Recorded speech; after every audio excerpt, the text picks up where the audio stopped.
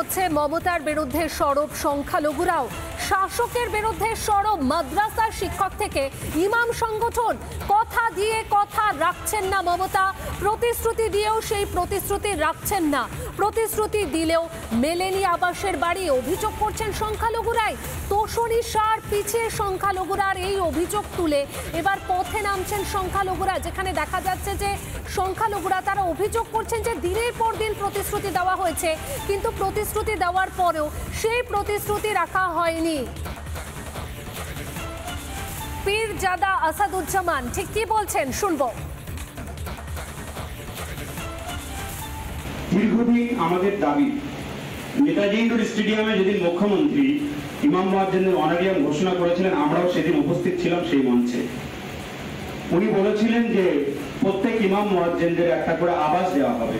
আজকের এক দশকের বেশি চলে যাওয়ার পরে আজও পর্যন্ত উনি বলতে পারবেন না কোন পশ্চিমবাংলার ইমাম মুয়াজ্জিনদের এইভাবে কিন্তু ঘর দেওয়া হয়েছে।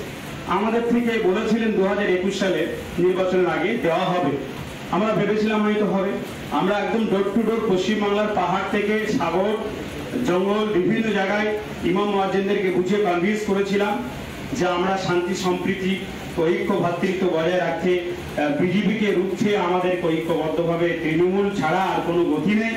এইভাবে ইমাম মুয়াজ্জিনরা একদম পতাকা নিয়ে নেমে গিয়েছিলেন। সেখানে ইমাম মুয়াজ্জিন সাহেবদের আবাস তো দেওয়া হয়নি।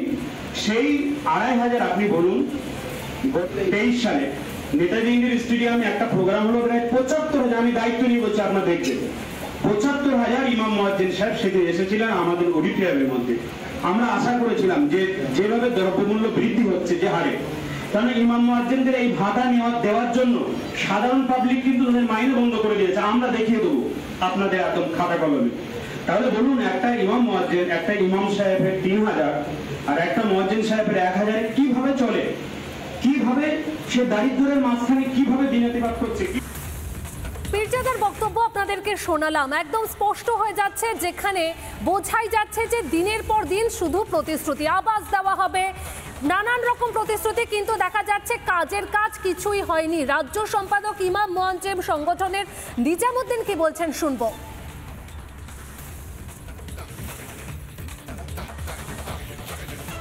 বলেছিলেন যে যাদের গৃহহীন তাদের গৃহ বা ঘরের ব্যবস্থা করা হবে, এই ব্যাপারটা কিন্তু উনি সবসময়ই ভুলে যান। বলেছিলেন তাদের ছেলে মেয়েদের পড়াশোনার ক্ষেত্রে হেল্প করা হবে। আমরা গিভ অ্যান্ড টেক পলিসিতে বিশ্বাস করি, যদি সরকার আমাদের দেখে আমরা দেখব।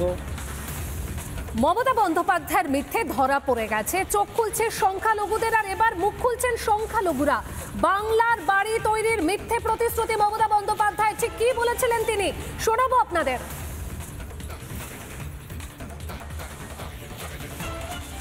আমি আপনাদের বলবো ইমাম সাহেবরা, আপনাদের এই মিটিংয়ে আমি ঘোষণা করলাম যাদের বাড়ি ভেঙেছে তাদের সবাইকে বাংলার বাড়ি করে দেওয়া হবে।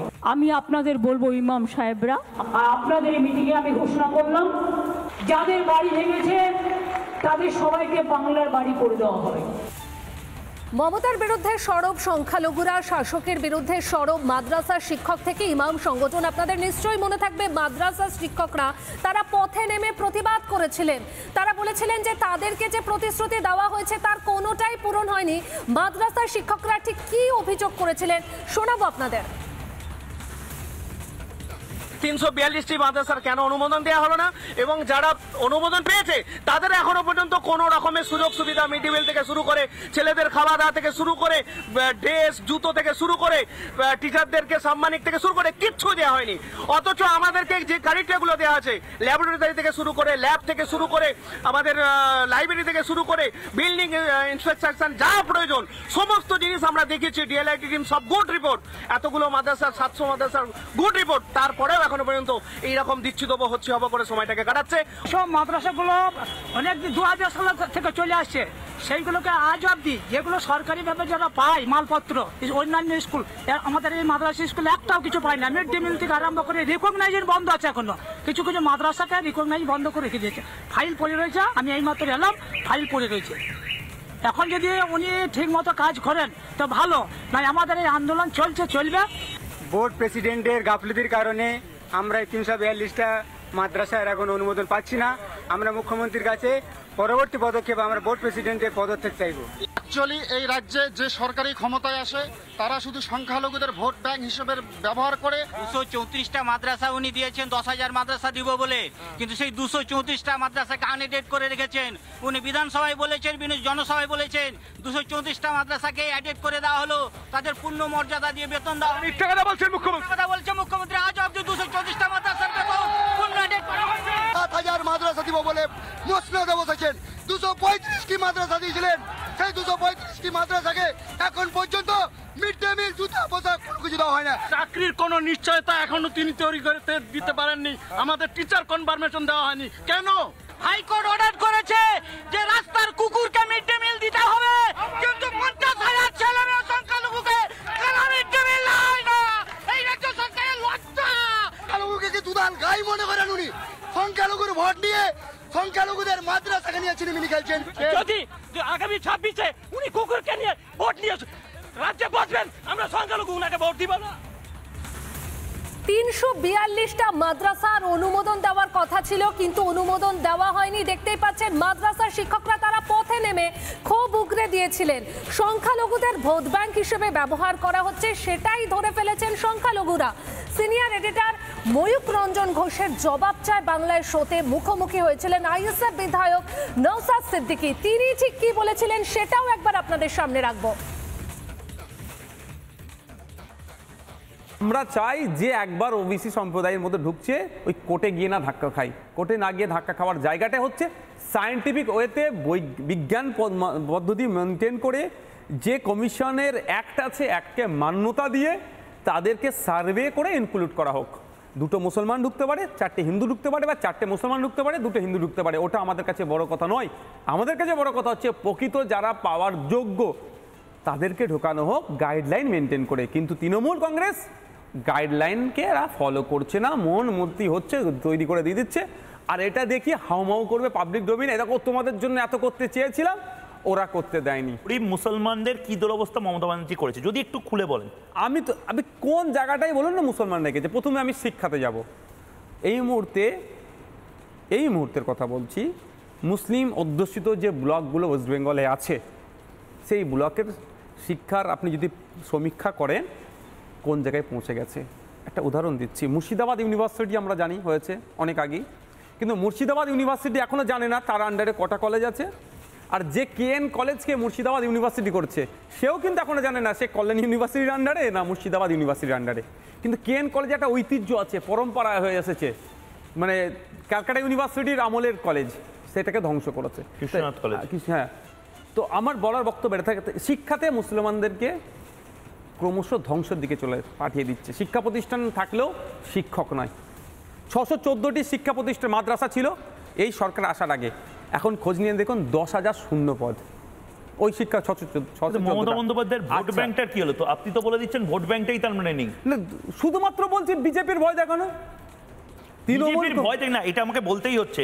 নওশাদ সিদ্দিকী কি এতই বোকা, বা যাদেরকে আপনি বলছেন তারা কি এতই বোকা যে বিজেপি এসে যাবে, বিজেপি এসে যাবে করলেই তারা ভোট দিয়ে দেবে সব হুলিয়ে তৃণমূলকে? আমি একটা কথা বলি, সম্ভবত হিটলারের একটা এমন অত্যাচার করতে শুরু করেছিল, তার সময়ে বেঁচে থাকাটাই সব থেকে বড় পাওনা ছিল।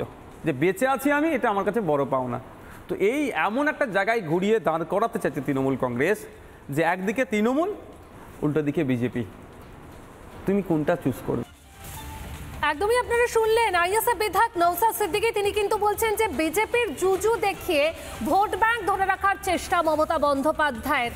একদম যে কথা আমরা বলছি, যে এই যে মাদ্রাসা টিচার্স অ্যাসোসিয়েশনের ডাকে পথে নেমেছিলেন মাদ্রাসা শিক্ষকরা, তারা বলছেন যে যে কটা মাদ্রাসাকে অনুমোদন দেওয়ার কথা ছিল অনুমোদন দেওয়া হয়নি। আগামী দিনে তারা বৃহত্তর আন্দোলনের হুঁশিয়ারিও দিয়েছেন। মাদ্রাসা শিক্ষকরা ঠিক কি বলেছেন শোনাবো আপনাদেরকে। ব্যানার্জি তো ঘোষণা করেছেন, ঘোষণা করার পরে ওনার এতে কাজ শুরু হয়েছিল, 338টা দিয়ে থমকে গেছে। এটা আধিকারিকেরা বলবেন কেন হচ্ছে না? 342টি মাদ্রাসা এখনো পর্যন্ত অনুমোদন পাইনি, আমরা তার অনুমোদন চাই। যতক্ষণ পর্যন্ত না আমাদের এই 342টি আন্ডারের মাদ্রাসাকে অনুমোদন দেওয়া হচ্ছে, ততদিন পর্যন্ত আমরা এই আন্দোলন চালিয়ে যাব। সমস্ত দিক থেকে আমরা চালিয়ে যাব, কোনো রকমে কোনো কথা রেয়াত করা যাবে না, কারণ কথা যা কাজ তা হচ্ছে না। আমরা সেই কাজটা বুঝে নিতে চাই। মমতার বিরুদ্ধে সরব সংখ্যালঘুরা। কেন্দ্র শিক্ষা প্রতিমন্ত্রী সুকান্ত মজুমদারের কি প্রতিক্রিয়া শুনবো। অ্যাপিজমেন্ট পলিটিক্সের সাইড এফেক্ট হচ্ছে এটা, যখন আপনার এই যতক্ষণ পর্যন্ত অ্যাপিজমেন্ট পলিটিক্স চলবে সেই সম্প্রদায়ের প্রকৃত উন্নতি সম্ভব নয়। কারণ কি, অ্যাপিজমেন্ট পলিটিক্সে ধর্মীয় সুশ্রুরি কাজ করে। ধর্মীয় সুশ্রুরি দিয়ে কোনো জাতি বা জনগোষ্ঠীর উন্নয়ন সম্ভব নয়। উন্নয়নের জন্য পড়াশুনো দরকার, লেখাপড়া দরকার, কতজন মুসলিম ছেলে আইআইটিতে চান্স পেল সেইটা ভাবা দরকার, কতজন মুসলিম ছেলে নিটে চান্স পেল এবং কতজন মুসলিম সমাজ থেকে বৈজ্ঞানিক তৈরি হলো সেটা বেশি গুরুত্বপূর্ণ। নানা ধরনের কন্টেন্ট দেখার জন্য লাইক করুন, শেয়ার করুন আমাদের ফেসবুক পেজ, সাবস্ক্রাইব করুন আমাদের ইউটিউব চ্যানেল। পাশাপাশি অন্যান্য ব্রেকিং নিউজের জন্য অবশ্যই চোখ রাখুন রিপাবলিক বাংলায়।